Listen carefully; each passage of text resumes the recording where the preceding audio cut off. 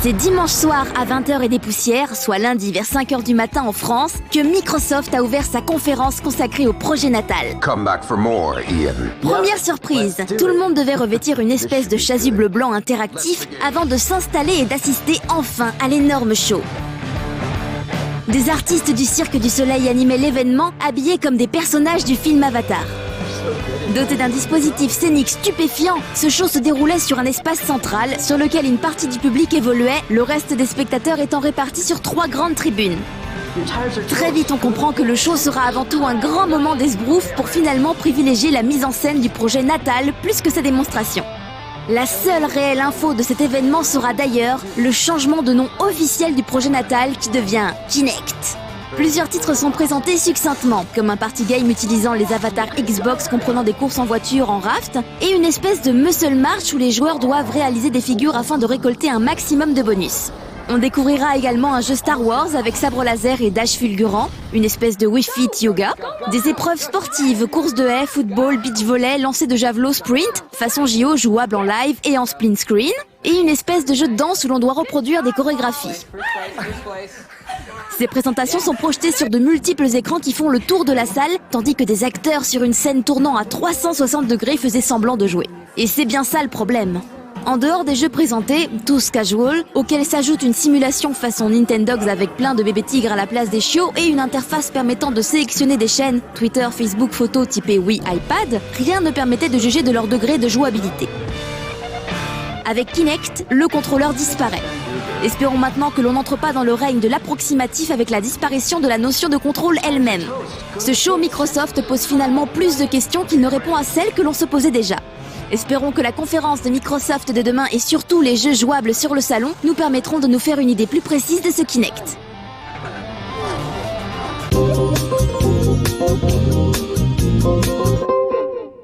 Le seul moyen de retrouver la liberté, devenir le champion de Dofus Arena. En bêta-test depuis 3 ans et demi, Dofus Arena va enfin passer en version release. Fort de ses 40 000 joueurs distincts chaque mois sur ses serveurs, Dofus Arena est un jeu dans la tradition des tactical RPG japonais, mais basé essentiellement sur le PVP. Il bénéficie bien sûr de nombreux ponts avec son grand frère Dofus. On peut évidemment jouer avec le même compte aux 2 jeux et surtout gagner des items dans Dofus Arena qui pourront ensuite servir dans Dofus.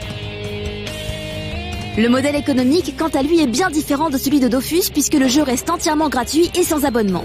Les joueurs les plus mordus pourront cependant investir dans des boosters virtuels pour agrémenter leur partie, mais Ankama garantit que cela ne donnera aucun avantage en compétition pour ne pas léser les autres joueurs. Dofus Arena va sortir en version finale le 21 juin.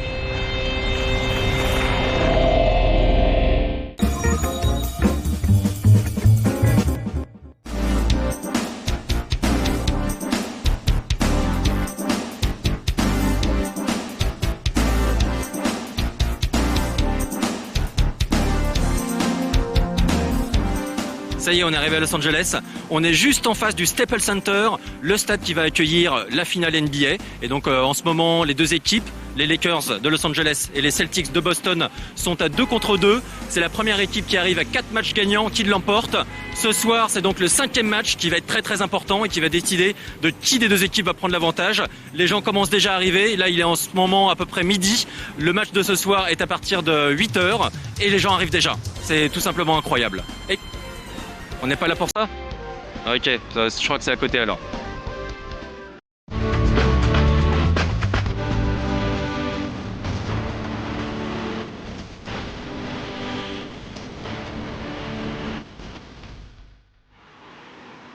Bon, comme vous pouvez le constater, la conclusion a été facile. Los Angeles est clairement la ville où tout se passe, genre dans les prochains jours, que ce soit la finale NBA ou bien sûr le 3 et le Convention Center devant lequel on se tient. Et bien sûr, nous sommes là pour le salon. Et comme vous pouvez le constater aujourd'hui, il n'y a pas grand monde, il n'y a pas grand chose. C'est vraiment l'occasion de récupérer les badges, de se préparer pour la soirée projet natal de ce soir.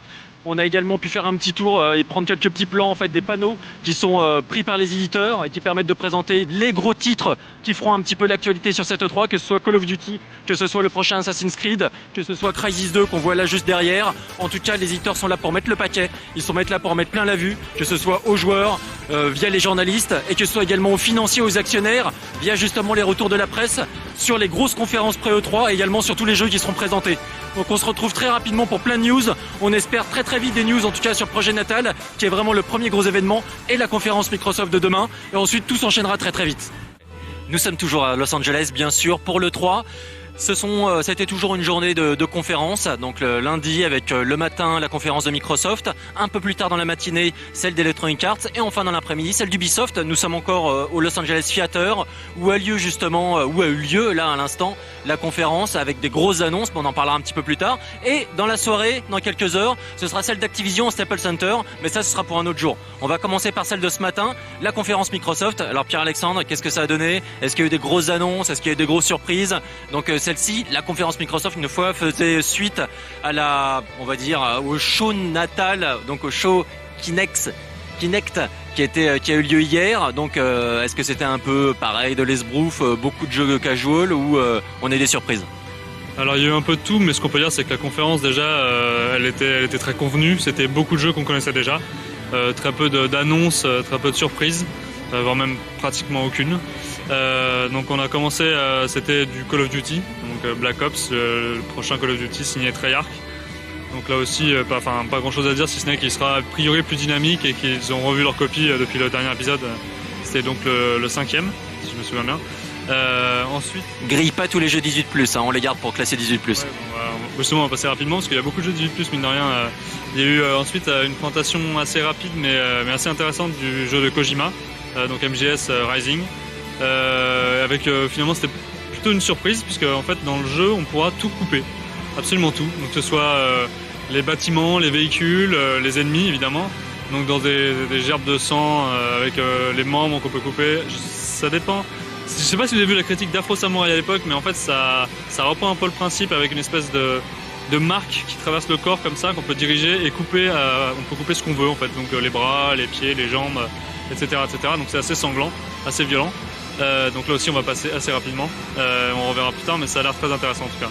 Donc la suite c'était aussi très convenu, on a eu Gears of War 3, 18+ aussi, avec du Gears brutal, assez lourdeau dans les déplacements, mais violent et intéressant parce que Gears et parce que c'est le 3e épisode et je crois que c'est le dernier s'il me semble bien, non? Peut-être.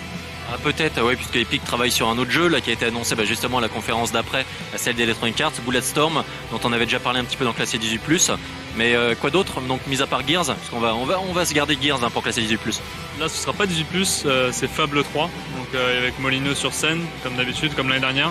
Et donc il a fait quelques annonces entre guillemets, puisqu'il a un peu à sa manière, c'est devenu un peu son style et sa marque de fabrique. Il a annoncé beaucoup de choses avec un monde inoubliable, avec des nouvelles features incroyables, mais sans vraiment préciser. Il y a eu un trailer en fait assez court, enfin en tout cas qui nous a pas pris grand chose, juste quelques images du jeu, de l'univers et voilà.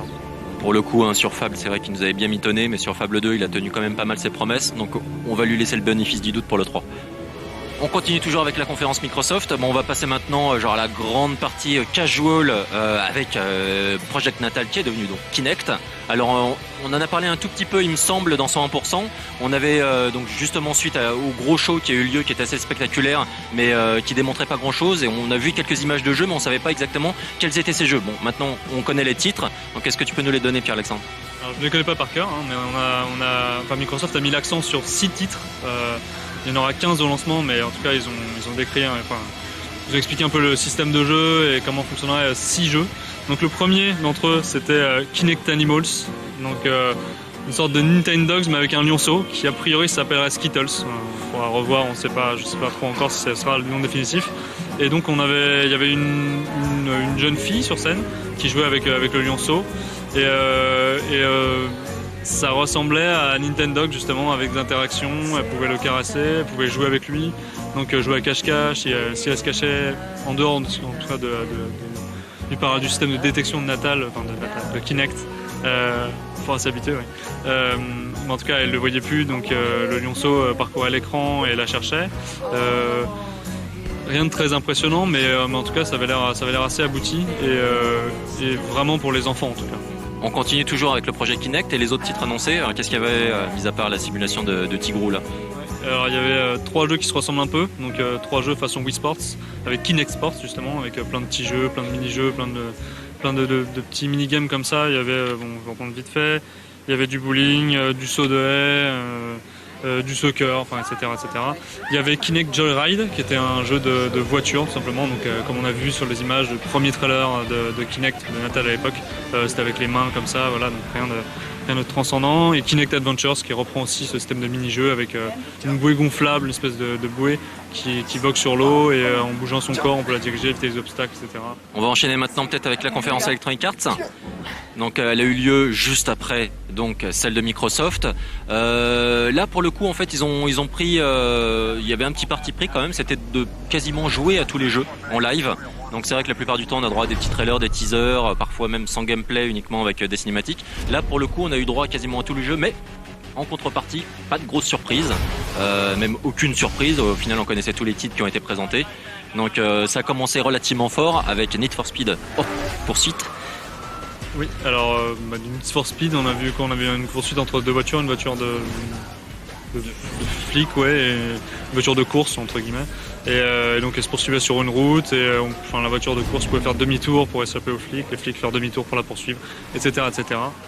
Et le truc très important avec ce jeu, c'est évidemment que c'était désormais Need for Speed, la série est passée entre les mains de Criterion Games, qui a été racheté par Electronic Arts. Et donc on peut s'attendre à un gameplay 60 images par seconde, avec surtout des fonctionnalités online assez importantes, avec la possibilité de se défier et la possibilité également de voir un petit peu qui a fait quoi, en combien de temps, les grades passés, etc. Bref, il y a un vrai système compétitif, un petit peu social mis en place et ça devrait être relativement intéressant. On enchaîne ensuite, on a eu la présentation de Dead Space 2, celui-là on se le garde pour classé 18+. On a eu également Medal of Honor. Donc Medal of Honor, la grosse annonce c'était qu'une partie du jeu était développée par DICE, la partie multijoueur, alors que la partie solo est développée par EA Los Angeles. On se le garde également pour classé 18+. On enchaîne avec Gun Club qui a été présenté également. Bon, pour l'instant on sait pas grand-chose, sinon que c'est une nouvelle fois un petit concept social où les gens en fait pourront se connecter, s'inscrire et gagner l'accès plutôt que prévu à des bêtas, à des téléchargements, à des jeux, etc. Bref, c'est une sorte de service premium destiné aux fans d'Electronic Arts tout simplement. On a eu également donc eSport, ensuite toute la gamme avec la présentation donc de eSports MMA, la présentation de eSports Active 2 ainsi que Madden NFL 11. Et puis évidemment ça s'est terminé avec 2 gros titres, mais 2 gros titres 18+, donc ceux-là aussi on se les garde sous le coude pour un classé 18+. Il s'agit évidemment de Crysis 2 qui était présenté avec les lunettes 3D à la fin qu'on peut utiliser, et également Bulletstorm qui a l'air franchement super sympa et qui est développé par Epic Games. On va maintenant enchaîner et terminer avec la conférence Ubisoft qui est pour moi, je sais pas ce que t'en penses, la plus impressionnante, la plus étonnante et celle qui au final nous a révélé le plus de surprises. Oui, c'était carrément la plus rythmée aussi, tout simplement. C'était la plus intéressante. On s'est pas ennuyé du tout. Le spectacle était présent, les jeux présentés étaient intéressants. Il y avait un peu de tout, il y avait un peu de casual forcément, mais il y avait aussi beaucoup de gamers et c'était intéressant en tout cas. On va commencer donc avec la première annonce. Alors surtout évidemment, ça a commencé un petit peu façon Nintendo lorsque Miyamoto était venu présenter Wii Music pour la première fois, sauf que cette fois-ci c'était Tetsuya Mizuguchi qui était là pour Child of Eden, qui est au final une sorte, on va dire de Rez 2, c'est un peu ça, avec cette fois-ci des valeurs extrêmement positives, genre véhiculées, donc un délire un petit peu moins cyberpunk et beaucoup plus... on va dire la musique a toujours autant d'importance, mais cette fois-ci on essaye de nettoyer un petit peu l'espace, les objets, ces environnements pour leur rendre un petit peu leurs conditions d'origine. Donc il y a vraiment des petits messages cachés quand même bien le faire de toute façon Mizoguchi, et ce titre-là a l'air carrément excellent. Et la présentation était avec Kinect, c'est ça ? Oui, c'est ça, Kinect. Oui, c'était le vrai premier jeu en fait, Kinect, le vrai premier jeu gamer, ou en tout cas le jeu qui nous intéresse vraiment depuis le début. Donc oui, c'est très intéressant et visuellement aussi impressionnant. Très joli c'était un très grand écran, mais en tout cas ce sera forcément joli sur nos télés aussi. Ça c'est cool. Et puis cette fois-ci, contrairement à par exemple au show Microsoft ou aux petites vidéos qu'on avait eu l'occasion de voir, c'était du live. Visiblement, il semble que Mizoguchi jouait réellement, il était devant un écran, il bougeait et ça avait l'air de fonctionner plutôt bien, donc c'est très rassurant.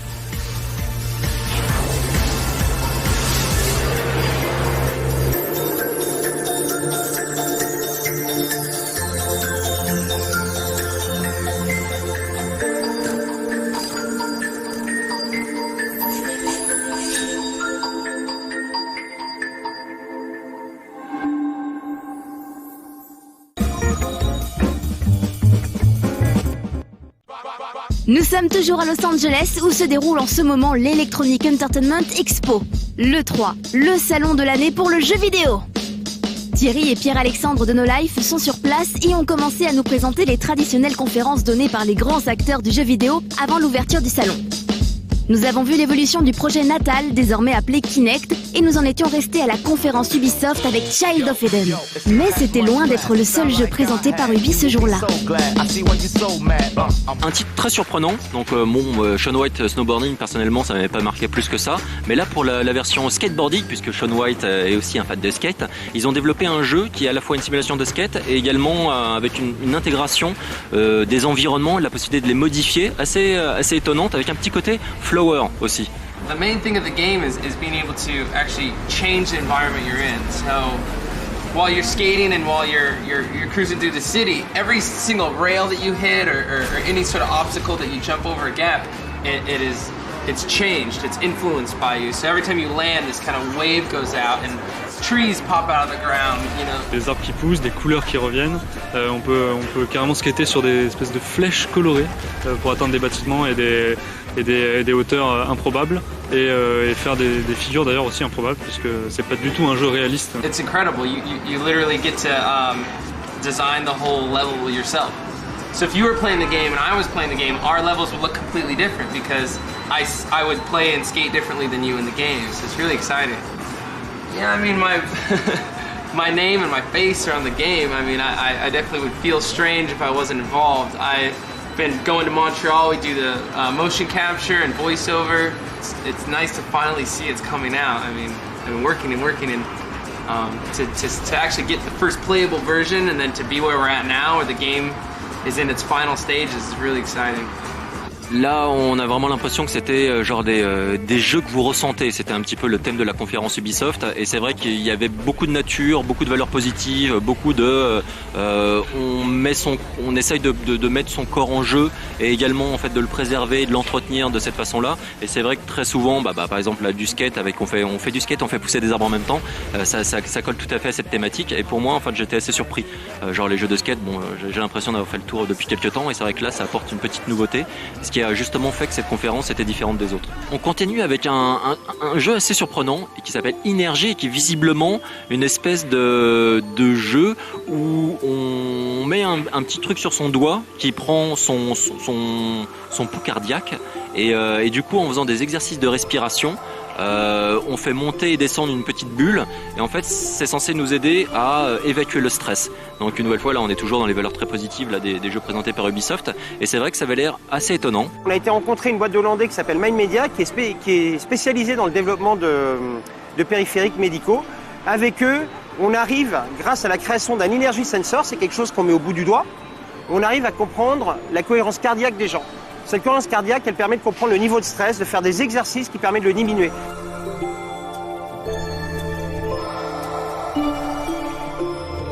Alors à mon avis ce sera sans doute un 18+, donc on va pas s'attarder très longtemps dessus, mais on a eu droit à une petite présentation déjà, un trailer qui était assez impressionnant de Ghost Recon Future Soldier, techniquement impressionnant, hein. À mon avis c'était du 60 images par seconde, c'était ultra fluide et a priori le jeu donc se jouerait également avec des lunettes 3D stéréoscopiques.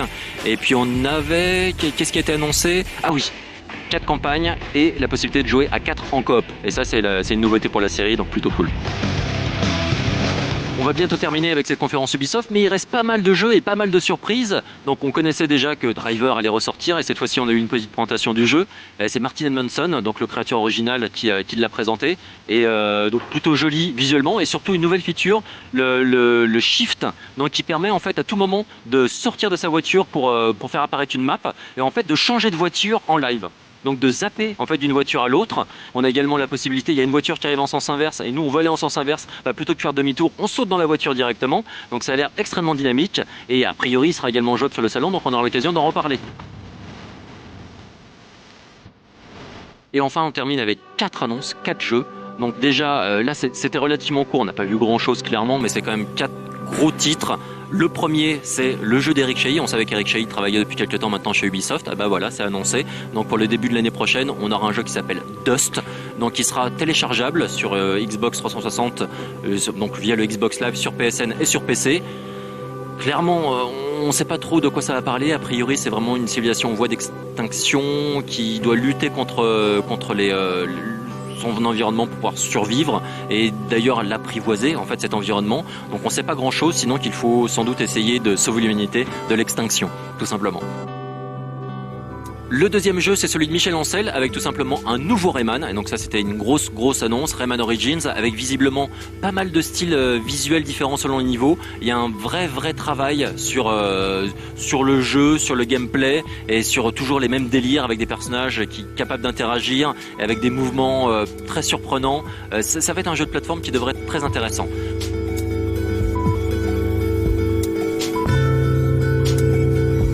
Le troisième projet, c'était tout simplement, Nadeo a été racheté par Ubisoft, donc ils ont annoncé Questmania, Shootmania et Trackmania, donc qui arrivent avec un système qui permettra en fait de jouer aux 3 avec la même plateforme sur PC, mais également le même système et qui permettra en fait de basculer d'un jeu à l'autre très simplement. Bon, pour l'instant, juste une petite vidéo a été présentée, donc on n'a pas grand chose à en dire. Et le final, c'était tout simplement un jeu Michael Jackson fait par Ubisoft qui devrait sortir en fin d'année. Et donc là, très mystérieux, mais c'est quand même une sacrée licence. C'est très mystérieux, il y avait un show autour avec des danseurs qui dansaient et tout ça, mais on n'en sait pas plus évidemment, on ne sait même pas si ce sera un jeu de danse, a priori oui, mais on n'en sait rien, peut-être avec Kinect. Sans doute avec Kinect.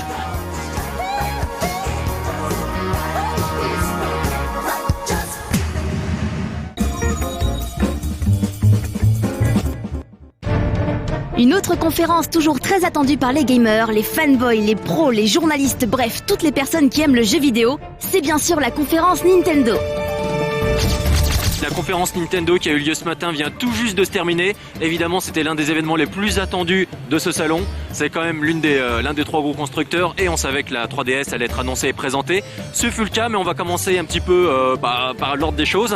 Et évidemment, l'introduction s'est faite avec Zelda, quoi, un classique, un truc hallucinant. Est-ce que tu peux nous donner tes premières impressions, Pierre-Alexandre ? Déjà, on s'y attendait pas forcément, enfin en tout cas en introduction. Ensuite, c'était assez spécial comme présentation parce qu'en fait, tout est basé sur le Wii Motion Plus, donc qui est arrivé entre temps depuis Twilight Princess, et donc tout est basé sur les mouvements. Alors les mouvements étaient précis, mais la présentation est un peu plus compliquée. On a pu voir que c'était pas si évident que ça de taper et d'atteindre les ennemis, etc. Mais le jeu est joli. Le jeu a l'air intéressant, évidemment, avec toutes les nouvelles fonctionnalités. Et évidemment, c'est un Zelda, donc c'est énorme en fait. Ça a commencé un petit peu avec une présentation vidéo où on a vu Miyamoto qui a priori n'était pas là. Ensuite, avec un petit effet de mise en scène, il est arrivé sur la scène. Il a en effet pris les contrôleurs, a commencé sa démo. Sa démo était perturbée par le fait qu'a priori il y avait des problèmes de connexion wireless. Donc ça, c'est un peu dommage. Moi, ce qui m'a surpris un petit peu, c'est que c'est vrai, on avait l'impression que c'est Zelda qui rencontre un peu Wii Sport, avec la possibilité avec une bombe de l'acheter comme une boule de bowling, l'épée qui peut tout découper un peu dans tous les sens. Ça a l'air vraiment très sympa. Le style graphique a encore évolué. Le jeu est plus cartoon que le précédent opus sur Wii. Donc ça, c'était assez surprenant. C'est une espèce de mélange, oui, entre Twilight Princess pour le côté adulte et puis un peu cartoon, oui. Mais il n'est pas enfant. L'univers a l'air assez consistant, non oui, c'est un espèce de mélange, oui, c'est assez étrange, mais ça a l'air assez bien réussi. On a un peu du mal pour Miyamoto, dont la présentation est un petit peu buggée, mais là déjà tous les gens sont en train d'y jouer, visiblement il n'y a aucun problème, ça a l'air super sympa. Nous on va essayer de prendre le temps d'y jouer également un petit peu, mais ce sera plutôt sur le salon, puisque le jeu sera jouable également là-bas.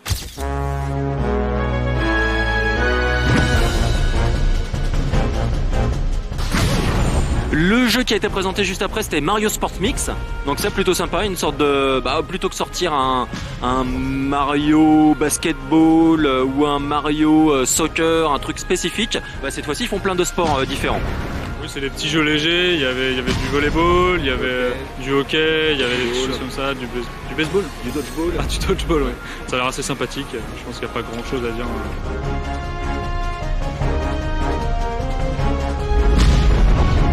Ensuite, Nintendo, évidemment, ça a été l'occasion de la ramener un petit peu au niveau des chiffres, avec les chiffres monstrueux de Mario Kart et de New Super Mario Bros. Wii.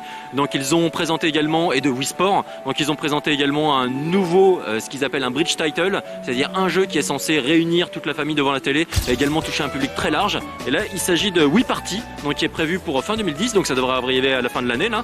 Donc ça, c'est plutôt sympa, et qui se présente comme un party game avec les Mii, avec la possibilité de faire plein de petits jeux, de petites épreuves, des choses comme ça. On a eu Golden Sun Dark Dawn, donc qui avait été annoncé l'année dernière et qui a été présenté cette fois-ci sous la forme d'une vidéo. A priori, ça a l'air d'être un Golden Sun, tout ce qu'il y a de plus classique, donc on verra sur le salon. Ah ouais, ça avait l'air plutôt joli quand même. Juste après, on a eu grosse annonce et donc là, c'est vrai que c'est intéressant en étant sur place. On a vraiment l'occasion de sentir un petit peu les réactions du public américain. La plupart sont quand même relativement gagnés à la cause Nintendo et donc en fonction de l'applaudimètre un petit peu, en fonction de la tension qui s'installe dans la salle, on sait si l'annonce est forte, si ça marque les gens, si ça va être potentiellement un titre énorme. On peut mesurer comme ça l'enthousiasme en fait des annonces. Et clairement, l'un des points forts de cette conférence, ça a été... Oui, ça a été GoldenEye. Oui. C'est une vraie surprise en fait. Personne s'y attendait. C'est le premier, c'était le FPS sur N64. C'était le FPS que tout le monde cite, tous les développeurs citent quand il s'agit de nommer un FPS référence. Donc évidemment, quand les premières images sont arrivées, tout le monde a applaudi. Une sorte de clameur qui a envahi la salle. Non, c'était vraiment un bon moment. Et c'est une vraie surprise. Et évidemment, ça a l'air d'être une tuerie, mais on peut pas en dire plus pour l'instant, c'était juste une vidéo, mais c'est une vraie belle surprise. Donc il sort sur Wii évidemment en exclusivité, c'est Activision qui s'en occupe et on aura la possibilité de jouer en split screen à 4. Avec Daniel Craig, il y a tout un paquet de James Bond en fait. C'est vrai qu'il y a tout le James Bond et plein de petits personnages classiques de l'univers de James Bond, que ce soit époque Roger Moore, Sean Connery et puis les plus récents quoi. Donc ça avait l'air très très sympa. Juste après, on a eu la présentation d'un jeu qui, je crois, t'a pas mal plu, Pierre-Alexandre. Et c'est vrai que c'était Warren Spector s'est déplacé sur la scène pour le présenter. C'est une exclusivité, oui, une nouvelle fois. Il s'agit d'Epic Mickey, Disney's Epic Mickey. Donc tu peux nous dire quelques mots. C'est vrai que le jeu est super beau visuellement. Visuellement, ça va être une tuerie, en fait, tout simplement, avec des références en plus. On a vu un passage en noir et blanc avec des références au vieux Mickey, hein, pas forcément les plus récents. Et ça avait l'air d'être super beau. Ça avait l'air d'être très intéressant au niveau des contrôles. Et oui, la Wii est souvent citée quand on parle de jeu pour ses graphismes. On dit souvent là c'est triste ou c'est pas joli, mais quand il y a un effort de fait au niveau visuel, ça peut donner quelque chose d'extraordinaire. Et je pense que le jeu a l'air, il a l'air vraiment stupéfiant à ce niveau-là en tout cas. On va aller plus vite pour cette fin avec les trailers de l'une des grosses surprises, Kirby. Donc ça fait 7 ans qu'on attendait un nouveau Kirby. Là il arrive, il est méga super beau. Je sais pas ce que tu as pensé Pierre-Alexandre. Oui, c'est très joli. Oui. Ensuite, Kirby c'est un univers assez particulier, mais le jeu a l'air très très beau et rendre hommage en tout cas à toute la série qui est déjà très connue, notamment au Japon. Je pense que chez nous c'est un peu moins connu.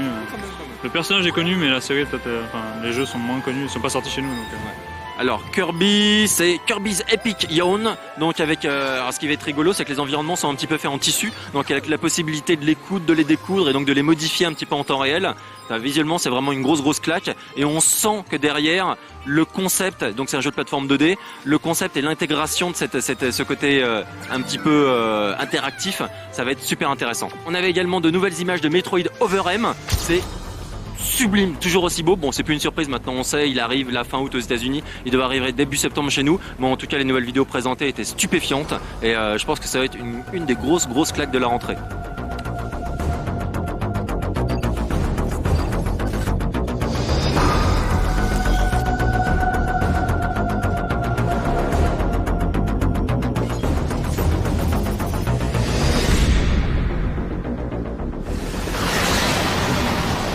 On va terminer avec deux grosses annonces. La première, c'est sans doute la plus grosse surprise, je pense, de cette conférence.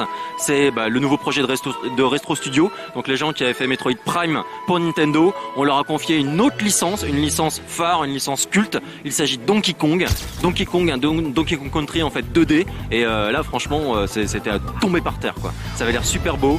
Je pense que c'est pour l'instant c'est un de mes jeux favoris de cette E3. C'est aussi une vraie grosse surprise, donc comme quoi cette année on avait reproché un peu ça l'année dernière à Nintendo, c'était plein de belles surprises et des surprises qu'ils ont su garder secret.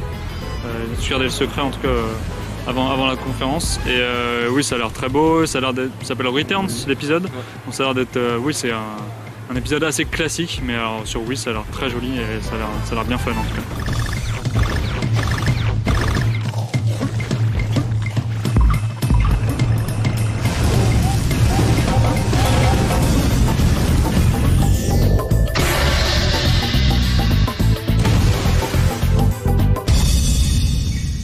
ensuite bien sûr c'était la 3DS. La 3DS donc ça a été le gros show. Donc avec des petites vidéos blagues sur le fait c'est un peu ridicule de porter ses lunettes dès qu'on veut voir un film ou jouer un jeu en 3D sur sa télé. Et donc maintenant là, avec la 3DS c'est terminé ça. Donc c'est de la 3D sans lunettes. On aura également la possibilité en fait de régler comme si c'était une sorte de volume 3D, de régler en fait la profondeur de la 3D et donc du coup de la désactiver ou de l'activer au maximum. Et on aura aussi une sorte de petit stick qui permettra de naviguer très facilement dans les environnements 3D. Mais c'est hallucinant puisque c'est pas seulement une console, on pourra aussi il y a 2 petites caméras devant en fait sur la console, on pourra aussi créer nos propres images en 3D et ça devient tout simplement un outil technologique jamais vu en fait tout simplement. Avec le petit bouton en plus qui permet de régler la profondeur, ça a l'air d'être assez hallucinant. Bon, faudra qu'on l'essaye évidemment, faudra qu'on voit les images, mais en tout cas ils en ont fait beaucoup autour, donc je pense qu'ils sont sur d'eux et ça a l'air d'être un bel objet. Et ensuite les jeux, parce qu'évidemment c'est une console de jeu. On a eu l'annonce de Kid Icarus, dont voici des images, et puis également des petites annonces sur le prochain Nintendogs qui devrait arriver, et le Nintendogs avec des chats également, et la possibilité de trouver un paquet de jeux pour la sortie de la console, puisque la plupart des gros éditeurs se sont proposés pour soutenir la console avec un nouveau Resident Evil, avec un nouveau Metal Gear, etc. Voilà, donc là on va bientôt nous virer, donc on vous laisse et on fonce sur la conférence Sony. Ciao.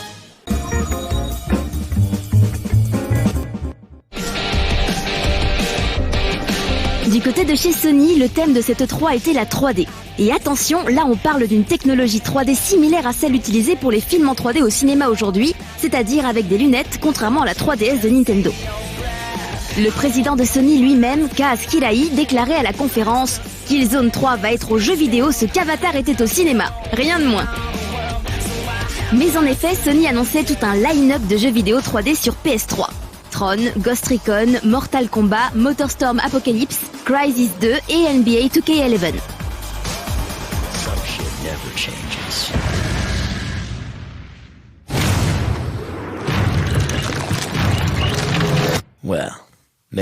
Au niveau des jeux eux-mêmes, on retrouvait notamment Infamous 2. Mais c'est aussi, et c'est là une surprise, Portal 2.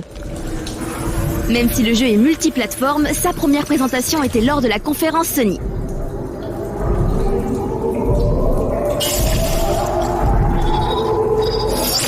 It's been a long time. How have you been?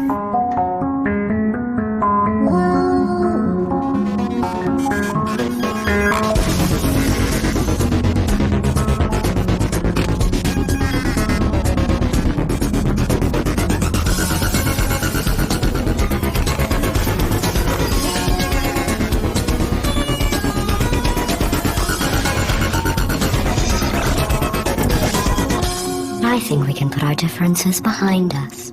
For science. You monster. À côté de cela, PlayStation Move était mise en valeur avec des jeux compatibles ou dédiés. On notait par exemple SOCOM 4, Time Crisis ou encore Resident Evil 5 et Heavy Rain via des mises à jour.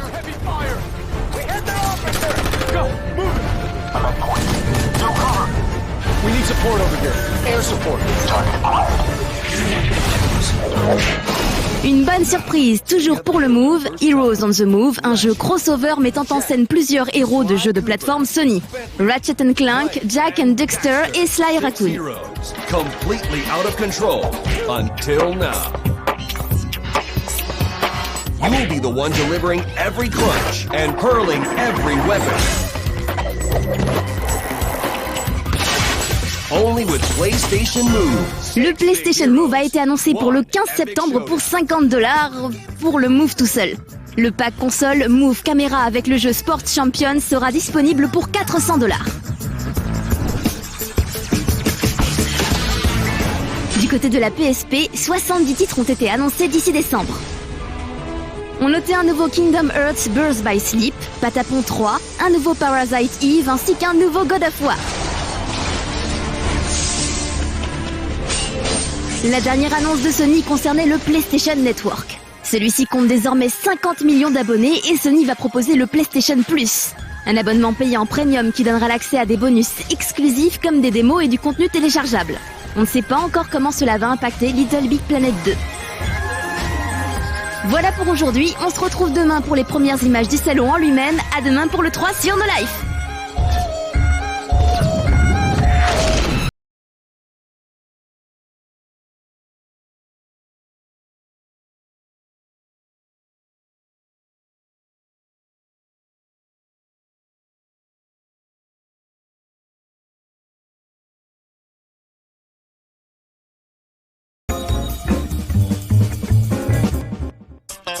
De retour à l'eCube avec aujourd'hui les premières images du salon lui-même et en particulier du stand Capcom qu'on ira visiter dans quelques instants. Mais tout de suite, retour sur la conférence Sony avec nos envoyés spéciaux Thierry et Pierre-Alexandre. Alors, Sony, ça donnait quoi après quand même la grosse claque de la conférence Nintendo? Alors Sony, ils avaient en gros deux thèmes, c'était la 3D déjà, et puis le PS Move évidemment, parce que c'est le tout nouvel objet, tout nouveau gadget. Donc ça a commencé donc avec la 3D et c'était un trailer pour commencer. On a commencé avec Killzone 3, un trailer en 3D assez joli, assez convaincant, avec quelques scènes de gameplay également, plusieurs même. Et c'est pour classer 18+ aussi, donc on va vite passer. Donc outre Killzone 3, il y aura quelques autres jeux qui ont été lancés en 3D et notamment GT5. Alors GT5 en 3D c'est beau, mais c'est aussi à mon avis pour justifier un petit peu le retard du jeu qui sortira du coup en fin d'année. Le 2 novembre aux États-Unis, nous probablement un petit peu plus tard, je pense. Au Japon, ça doit tourner aux alentours de novembre aussi. Il y avait d'autres jeux, notamment une compilation des Sly, je crois, des Sly Raccoon. iPad, Fight, un jeu de baston, et des jeux de sport, donc NBA 2K et MLB. C'était assez impressionnant, c'était joli à voir. On était équipé des lunettes 3D, des petites lunettes pour voir ça. Faudra attendre de jouer vraiment pour voir si la 3D fait son effet. Bon, alors c'est vrai que là on est quand même dans une grande optique casual avec Kinect Microsoft, ensuite Nintendo qui se démarque avec la 3DS mais en présentant en fait un jeu dessus, c'était surtout ça avec Kid Icarus. Et donc le PlayStation Move chez Sony, est-ce qu'on a des jeux ou est-ce que c'est essentiellement des titres un petit peu casual type Wii Fit, Wii Sport, etc. Alors il y a quelques titres comme ça, il y a des mini-jeux pas mal avec tir à l'arc, ce genre de choses. Mais ils ont présenté quand même quelques jeux. Donc tout d'abord on a Sorcery, une espèce d'Harry Potter-like. Donc on dirige un petit sorcier avec une baguette. Et on voyait là donc quelqu'un qui jouait sur scène. Et la reconnaissance avait l'air assez poussée et assez intéressante. Il maniait, on voyait bien les sorts. Il pouvait faire en bas, en haut. Le sort qui partait se partait bien au niveau de son bras. C'était parfaitement synchrone en tout cas. C'était très intéressant, même si le jeu n'a pas l'air non plus transcendant. En tout cas c'était une petite démo technique pour montrer que l'objet marche bien. Et a priori ça a l'air de marcher. Quoi d'autre sur le PlayStation Move alors après on a Tiger Woods, c'est pareil, c'est un jeu étalon, hein, ça fonctionne bien avec en mimant un peu le club de golf. Maintenant est-ce que c'est vraiment très intéressant, faudra voir. Donc pour le PlayStation Move, je crois qu'il y avait un autre titre qui était présenté pour la première fois cette fois-ci durant la conférence PlayStation. C'était justement une sorte de jeu inspiré par le travail de Nintendo, on va dire. Nintendo aime bien prendre ses personnages issus de différents jeux pour ensuite les marier au sein d'un party game, ou alors un petit peu comme Squaresoft a fait avec Kingdom Hearts, prendre deux univers différents et les merger au sein d'un genre particulier, là le RPG. Et là il semble que Sony a proposé un jeu d'aventure-action avec des personnages issus un petit peu de leur univers. Tu peux nous dire deux mots dessus? Ah oui, d'abord le jeu se nomme Heroes on the Move et les personnages connus c'est donc Ratchet, Clank, il y aura Dexter aussi. Donc oui, on a vu un trailer, donc pas grand chose, ça a l'air d'être un jeu d'action avec tous les personnages et donc compatible avec le PS Move. Là aussi ce sera certainement un jeu qui sera disponible au lancement. Et la date de lancement a été justement communiquée. C'est quoi la date de lancement? C'est quoi C'est le 15 septembre en Europe. Donc l'instrument de base coûtera $50 et le périphérique qui l'accompagne, donc le nunchuk entre guillemets, ça coûtera $30 aussi. Donc en fait ça revient à $80 en fait. $80, on peut ajouter peut-être des packs avec plus de jeux, etc. Donc ça va coûter bonbon l'air de rien. Oui. Et d'ailleurs il y a un pack avec la console qui est prévu, $400 aux États-Unis, donc probablement la même chose, €400 en Europe. Toujours sur le PlayStation Move, t'as d'autres titres à présenter ou Ouais, alors PlayStation Move, il y avait plein de titres, notamment des titres qui sont déjà sortis et qui seront. Il y aura une mise à jour qui permettra une compatibilité avec le PlayStation Move. Donc on a notamment Heavy Rain. Alors on verra dans quelle mesure ce sera compatible. On a également Hero 5, Resident Evil 5, iPad, NBA 2K. On avait Socom 4. Donc après c'est des titres à venir aussi. Time Crisis, Tron Evolution. Ça c'est des titres qui vont arriver. et également Sport Champion, donc là aussi c'est des mini-jeux de sport. Donc Sony, bon, c'est pas seulement la PlayStation, c'est pas seulement le PlayStation Move, c'est aussi la PSP, même si elle rame, si elle a quelques difficultés à trouver son public. Je crois que Sony a essayé de relancer un petit peu la machine. Donc oui, ils ont proposé, enfin en tout cas ils ont montré la nouvelle campagne de pub, bon ça c'est un peu spécial. Par contre il y aura un God of War, évidemment on l'a connu, Ghost of Sparta, et ils ont montré un trailer là aussi assez joli, assez convaincant. Est-ce que ce sera suffisant pour relancer la console? Quoi d'autre? Je crois que comme Nintendo avait fait avec l'annonce de tous les partenariats de tous les éditeurs qui allaient travailler sur la 3DS, là il semblerait que Sony avait également une grosse annonce, genre à ce niveau-là. Alors oui, il y avait un partenariat avec Electronic Arts, donc ça concernera notamment 2 jeux, Medal of Honor et Dead Space 2. Il y aura du contenu exclusif à la PS3 qui sortira avec le jeu, donc des éditions exclusives, pas du contenu additionnel, hein, des éditions exclusives. Donc avec visiblement un épisode pour Medal of Honor, il y a un épisode supplémentaire carrément exclusif. Alors, est-ce que la conférence de Sony s'est terminée avec une grosse annonce, un truc qui pète un petit peu, genre un titre qui fait rêver et qui justement crée un petit peu le buzz sur le salon? Alors il y a eu du FF14 Online, mais je crois que c'était pas super engageant. En tout cas, pour nous Européens, je pense que ça passera un peu inaperçu. Il y a du Mafia 2 aussi, un trailer. Donc le jeu est très attendu, il n'y a pas de souci. Mais la grosse annonce, c'était Portal 2, les premières images de Portal 2, les premières images de gameplay, avec donc le système, en reprenant le système de portail comme on avait vu dans le Portal initial, et donc dans une espèce de monde dans la jungle. Donc c'était intéressant, on n'a pas vu grand chose évidemment, mais c'était pour annoncer donc qu'il y aura bien un épisode de Portal avec ce système qui a fait des ravages à l'époque et qui a l'air vraiment intéressant. Alors au final, bon, je sais pas ce que t'en penses, moi les conférences qui m'ont le plus impressionné, c'est clairement la conférence Ubisoft et la conférence Nintendo, même si la conférence Nintendo il y a eu pas mal de petits bugs et au final le public s'est pas emballé autant que ça, et j'ai également regretté le fait qu'au final on n'ait pas de nouveautés, on a c'est sans arrêt les mêmes univers, les mêmes personnages qui reviennent. On adore retrouver Donkey Kong Country, c'est pas un souci, la sortie prochaine de Metroid c'est énorme, de retrouver Kirby c'est super sympa, et tous ces jeux en plus sont jouables sur le salon, mais on les connaît tous quoi un petit peu, mais ça reste quand même une des meilleures confs. Toi qu'est-ce que t'en penses, quelle conférence t'a impressionné le plus? Alors moi je suis Nintendo sceptique, mais la conférence m'a vraiment convaincu. Je trouvais ça vraiment intéressant, riche en tout cas, et plein de jeux. Par contre, Microsoft et Sony, j'ai trouvé ça un petit peu en dessous, notamment Sony. Je pense que c'était décevant en fait, pour dire vrai. Pas d'annonces, pas beaucoup d'annonces de jeux, des confirmations, mais GT5 par exemple, c'est des jeux qu'on attend depuis des plombes, donc pas grand chose de transcendant. Et oui, non, Ubisoft a tapé fort aussi. Electronic Arts c'était entre les deux, donc Microsoft ça reste à voir, faudra confirmer. On va voir ce que donne Kinect. De toute façon, Kinect, on aura l'occasion de revenir dessus, ainsi que sur la 3DS, etc. Puisque le salon a ouvert ses portes à l'issue de la conférence Sony.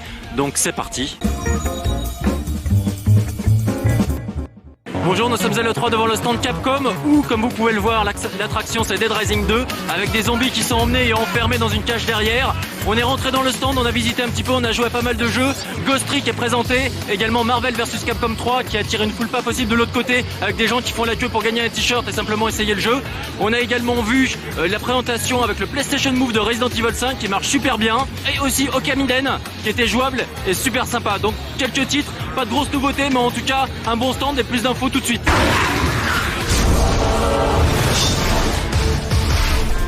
Le gros titre du stand Capcom sur cette eCube 2010, mis à part Dead Rising 2, dont on parlera dans le prochain classé Digit Plus spécial eCube, c'est incontestablement Marvel vs Capcom 3 Fate of the Two Worlds. L'éditeur japonais a d'ailleurs truffé les alentours du salon d'affiches et de panneaux publicitaires, et il y en avait même sur les bus. Lorsque l'on voit l'enthousiasme des Américains sur le stand, on comprend mieux pourquoi Capcom a mis le paquet sur ce titre. Après Ryu, Morrigan, Chris Redfield, Wolverine, Hulk et Iron Man qui avaient déjà été présentés, d'autres personnages ont été annoncés durant les cubes. Parmi eux, Dante, Felicia, Captain America et Deadpool. Visuellement magnifique, ce nouveau titre fait honneur à la série en mettant à profit une nouvelle version du MT Framework, le moteur utilisé sur les blockbusters Capcom, Lost Planet 2 et Resident Evil 5. Autant vous dire que ça dépote méchant. Et en plus, ils se permettent quelques gags bien débiles. La classe. Ce nouveau jeu créé par Takumi Shu, le papa de la série Ace Attorney, est décidément surprenant. Ghost Trick Phantom Detective met en scène un jeune défunt dont l'esprit reste étonnamment actif malgré sa perte de mémoire, puisqu'il s'avère capable d'influer sur les objets inertes et donc d'agir sur le monde des vivants. Ce qui tombe plutôt bien vu qu'il a définitivement l'intention de savoir qui l'a tué et pourquoi. En fait, il peut posséder les objets et se déplacer de l'un à l'autre, une manière originale de mener l'enquête. Avec ses graphismes étranges mais élégants, Ghost Trick est un jeu d'aventure puzzle enquête des plus originales. On pouvait aussi essayer Bionic Commando Rearmed 2. La grande première de cet épisode est une nouvelle capacité pour le joueur, la possibilité de sauter. Et oui, dans la saga Bionic Commando, il n'a jamais été possible de sauter, il fallait utiliser le bras bionique. Cet ajout est audacieux car il remet tout le gameplay en cause. Mais il semble que ce soit une réussite. On en saura bientôt plus, même si le jeu est prévu pour 2011.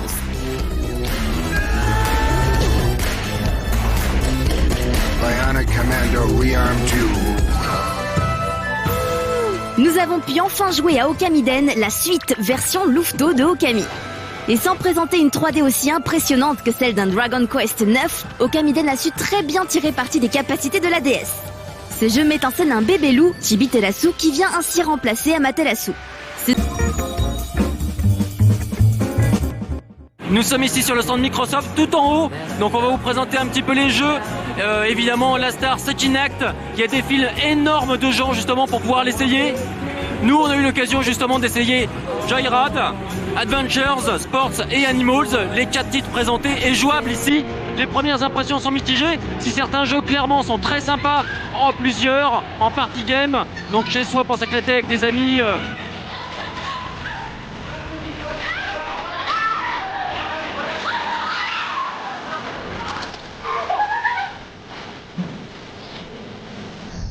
Ça a l'air cool. Ensuite, lorsqu'on touche à la simulation, lorsqu'on touche au sport en particulier, ça devient un peu plus problématique. L'absence de contrôle clairement pose problème. Et là, on n'est pas dans la finesse, on est vraiment dans l'approximatif.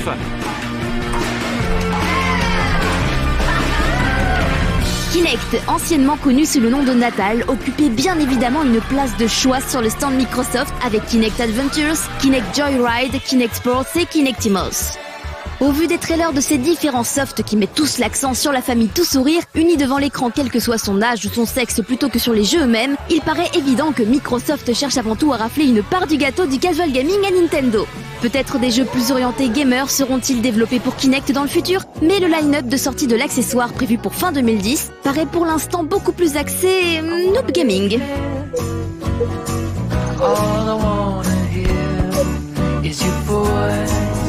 Les premières impressions sont mitigées mais positives malgré tout. Plein de jeux également jouables sur le stand, Fable 3, Crackdown 2, mais également Limbo, un jeu indépendant, c'est suffisamment rare pour être signalé, et plein de jeux d'éditeurs tiers étaient également présents, avec en particulier Vanquish, et également d'autres titres comme Transformers, Hawks 2, etc. On voit tout de suite tout ça avec des petits trailers. The great and powerful king of Albion is dead. To one son, he leaves the crown. Fable 3 cristallise les attentes de beaucoup de joueurs qui se sont déjà plongés avec délice dans le royaume d'Albion à 2 reprises. 5 décennies se sont écoulées depuis les événements de Fable 2 et le visage du royaume a bien changé, la révolution industrielle étant passée par là entre-temps. Il vous faudra quêter ferme afin de rassembler le peuple sous votre étendard, gagner votre place sur le trône et la garder. Lionhead promet une grande liberté d'action et de choix dans ce 3e Fable, vous permettant d'être à l'envi un souverain bienfaiteur ou un tyran sans cœur modelant par vos décisions le monde d'Albion. On note également le grand retour du chien qui accompagnait votre avatar dans le 2nd épisode de la série. Fable 3 débarquera sur PC et Xbox 360 dès le 29 octobre 2010.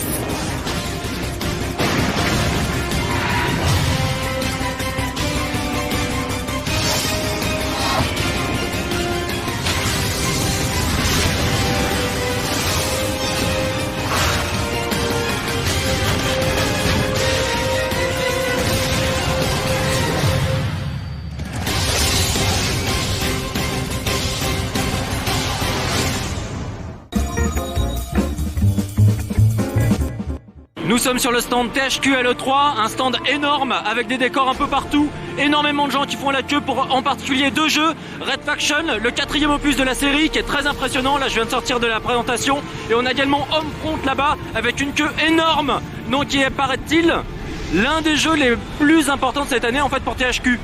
arrive définitivement en front. On a déjà présenté l'année dernière sur une première presse. Et là, cette année, vraiment, on va tout déchirer. Ça va être notre plus gros jeu certainement cette année.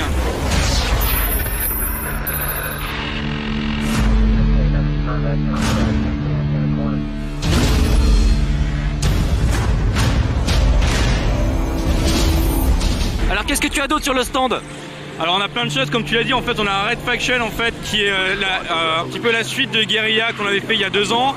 Alors cette fois-ci la surface de Mars a été ravagée, les habitants se sont réfugiés en fait dans les souterrains, comme tu as pu voir dans la démo. On va incarner en fait Darius Mason qui est un descendant du héros en fait du dernier opus. Et c'est juste hallucinant, on retrouve en fait les ingrédients du précédent avec justement le moteur impressionnant de destruction.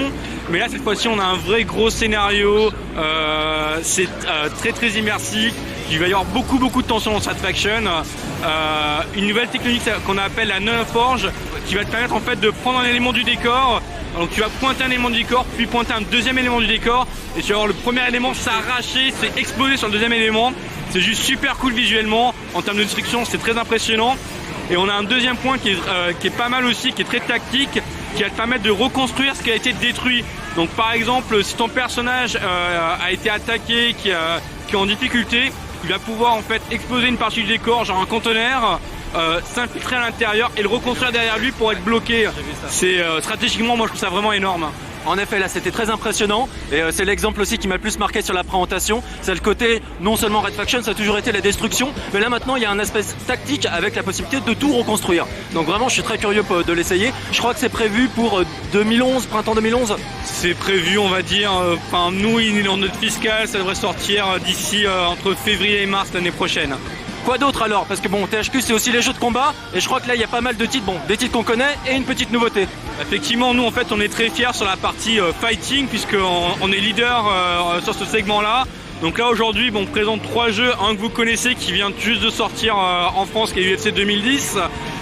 Il y a une petite activité en fait de l'autre côté du stand avec des combattants qui sont là pour faire des petits tournois.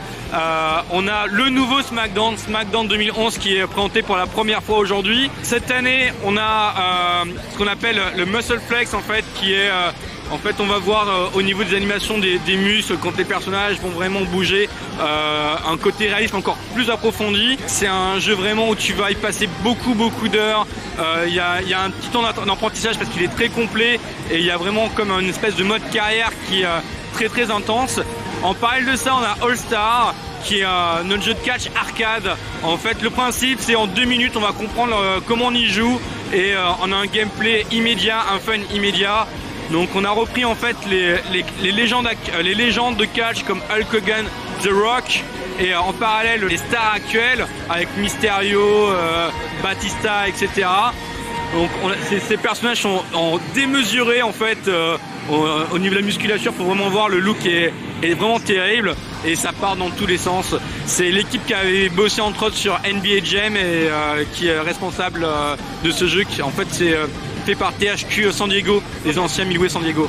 Là on a pas mal de titres online cette année, on a encore un jeu de catch, SmackDown vs Raw Online en fait qui va te permettre en fait, c'est le premier MMO de catch que les joueurs vont pouvoir en fait se réunir online pour jouer au jeu. C'est plutôt sympa. On a un free-to-play en fait avec Company of Heroes Online qui est présenté, qui est jouable. Donc je t'invite à aller faire un petit tour, à y jouer.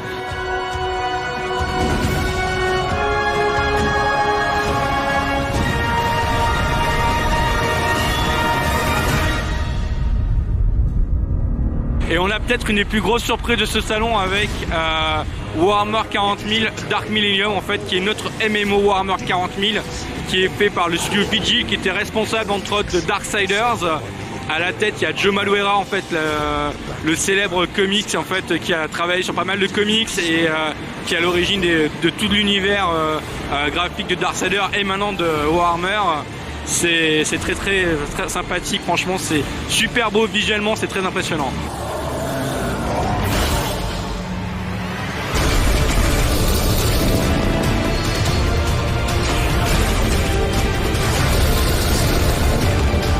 Je crois qu'on a oublié un jeu. Moi, c'était un de mes jeux favoris sur Wii, c'était The Blob. Maintenant, il y a 2 Blob 2, donc non seulement il arrive sur Wii, mais également sur console next-gen. Alors, quelle est la grosse nouveauté en un mot? Effectivement, donc cette fois-ci, donc on a 2 Blob 2 qui va, en plus de la version Wii, va arriver sur PS3 360. Sur PS3, on va avoir la possibilité d'y jouer en 3D. On a une petite démo là sur des écrans 3D sans lunettes qui est vraiment très impressionnante. Et en fait, ça va être des phases de jeu qui vont alterner les phases 2D on va dire en old school. Sur tout ce qui est partie underground, et on va repasser sur de la 3D dès qu'on va repasser en surface. Ok. Nous sommes sur le stand de Disney Interactive. 3 gros titres sont présentés sur le stand. 32.0 juste derrière moi, jouable sur les versions Wii et sur les versions next-gen, avec des petites démos qui présentaient 3 types de gameplay. Le gameplay course à moto, le gameplay plateforme un petit peu à la Prince of Persia, ainsi que le gameplay très action avec le disque. On avait également Epic Mickey, bien sûr. Nous avons l'occasion de poser quelques questions tout à l'heure à Warren Spector. Ce sera pour la semaine prochaine. Il a également fait une présentation là juste en live devant tout le monde, suivi d'une performance d'un artiste très impressionnant qui faisait des peintures représentant un petit peu l'univers du jeu en live et en musique. Et également un Pirates des Caraïbes, un jeu qui pour l'instant on ne l'a pas encore vu mais a priori serait sympathique, qui est présenté à l'intérieur d'un petit théâtre un peu plus loin. Donc pas beaucoup de titres, mais des titres quand même importants. On voit tout de suite des images.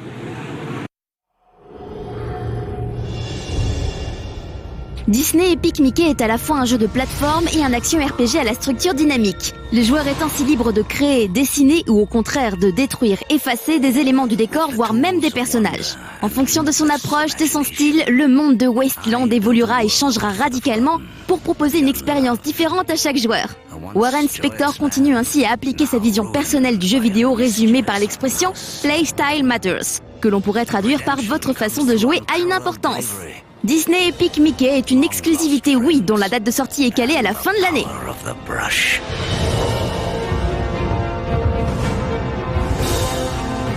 Only then can a mischievous mouse become an epic hero.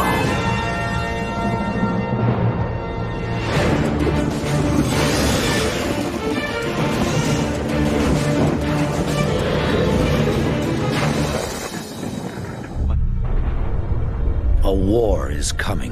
Un autre gros jeu prévu chez Disney est Tron Evolution, dont le scénario servira de lien entre le premier film Tron et sa suite Tron l'Héritage qui sortira dans les salles à la fin de cette année. On n'a pour l'instant que peu d'infos sur la trame du jeu, mais il semblerait que l'attaque d'un virus informatique serve de base à l'histoire. Les combats promettent d'être très dynamiques avec un héros à même de virevolter sur les murs et s'élancer à l'attaque à l'aide des disques lumineux qui équipent tous les programmes, marque des fabriques de la série Tron. On retrouvera également les emblématiques courses de Light Cycle et un style graphique très proche de celui des films à base de décors très sombres parcourus de néon bleuté. Tron Evolution est prévu pour la fin de l'année sur les consoles HD et sur PC.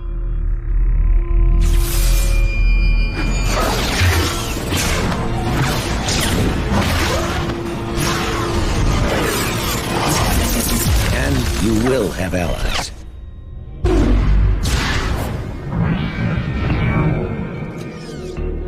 Welcome to the Grid program.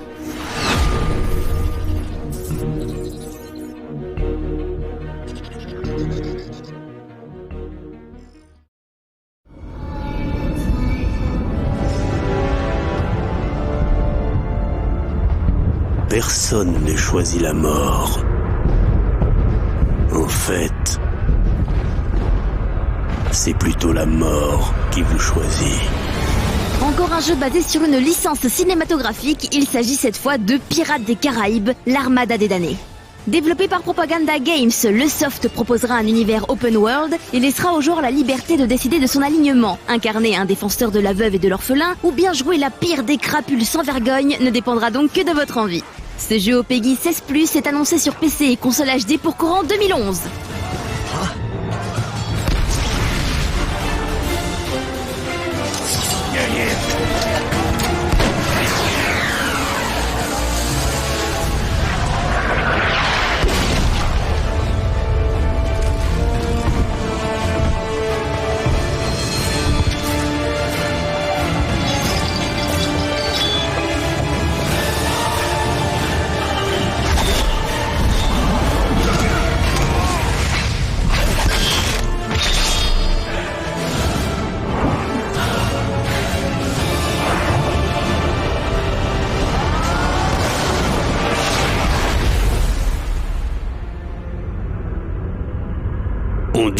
mort ne raconte pas d'histoire.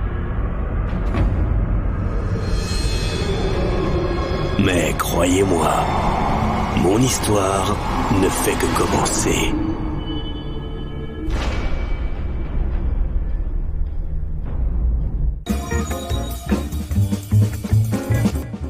Comme vous pouvez l'imaginer, on est devant le stand Namco Bandai Games. C'est bientôt les 30 ans de Pac-Man, donc du coup pas mal de jeux présentés, dont un Pac-Man Battle Royale, très sympa, jouable à 4. Et c'est un jeu en fait où on est capable de bouffer les autres Pac-Man avec un certain pouvoir en plus des fantômes, très sympa. Sinon un Pac-Man Party sur Wii, assez classique, du party game. On a également les grands classiques Namco Bandai, les licences habituelles, avec Naruto Shippuden, Ultimate Ninja Storm 2 qui était présenté, ainsi qu'Enslaved, Splatterhouse, et tout ça, on va le voir maintenant en vidéo. Toujours développé chez les fous furieux de CyberConnect 2, Ultimate Ninja Storm 2 s'annonce encore plus impressionnant que l'épisode précédent. On n'a jamais été aussi près du fantasme du dessin animé interactif, et quand on fait pause sur certaines images, on a vraiment l'impression de voir un cellulo. Et ce ne sera plus une exclue PS3 puisqu'il est également annoncé sur X360. Perçu comme le concurrent rigolo de The Last Guardians, Majin and the Forsaken Kingdom est un jeu d'action-réflexion un peu kitsch mais charmant. Le joueur doit apprendre à collaborer avec son Majin, une créature gigantesque pas toujours très disciplinée pour combattre des armées de créatures visqueuses, mais aussi pour résoudre les énigmes qui bloquent le chemin. Développé par Game Republic, il est prévu pour cette fin d'année sur 360 et PS3.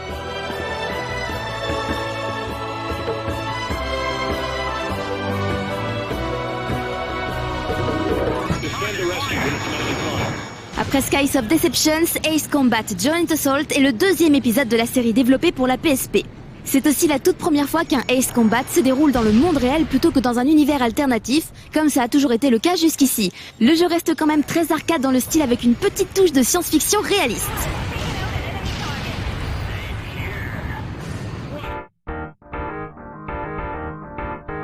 On pouvait trouver plusieurs jeux estampillés Dragon Ball sur le stand Bandai Namco Games, preuve que la licence est toujours bien vivace malgré l'arrêt du manga il y a maintenant 15 ans de cela. Tout d'abord, Dragon Ball Origins 2 sur DS reprend la recette du premier Origins sur la même machine et retrace le combat de Goku contre l'armée du ruban rouge. Vu en 3D isométrique, le jeu combinera action et exploration et comportera également un mode coopération en Wi-Fi qui consistera en une série d'épreuves à débloquer petit à petit via le mode solo. Raging Blast 2, ensuite, est une mise à jour de Raging Blast de l'année dernière. On retrouvera donc comme d'habitude plus de personnages, plus de combos, plus d'aires de jeu, etc., etc. Et enfin, Dragon Ball Z Tenkaichi Tag Team sur PSP innove quelque peu dans la série par la spécificité de son mode de combo. Jusqu'à 4 joueurs peuvent ainsi s'affronter simultanément en 2 équipes. À vous donc de coopérer avec votre partenaire pour abattre les ennemis. On espère juste que les combats ne seront pas trop fouillis. Why did the mechs try to kill us? Enslaved du studio Ninja Theory, le développeur de Heavenly Sword, était également présenté sur le stand Bandai Namco. Ce jeu 16+, prend place 150 ans dans le futur. Une grande et dévastatrice guerre a ravagé le monde et les anciennes mégalopoles ne sont plus que ruines. Des robots de combat patrouillent les rues à la recherche de cibles à abattre.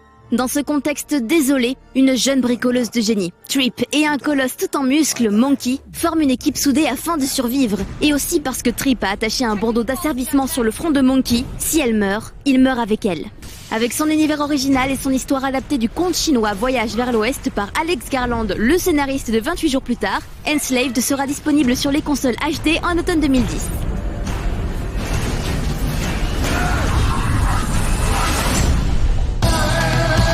Et voilà, ce sera tout pour cette semaine, mais on ne vous a pas encore tout montré. Rendez-vous la semaine prochaine avec encore des news, des trailers et des interviews tournées à l'eCube.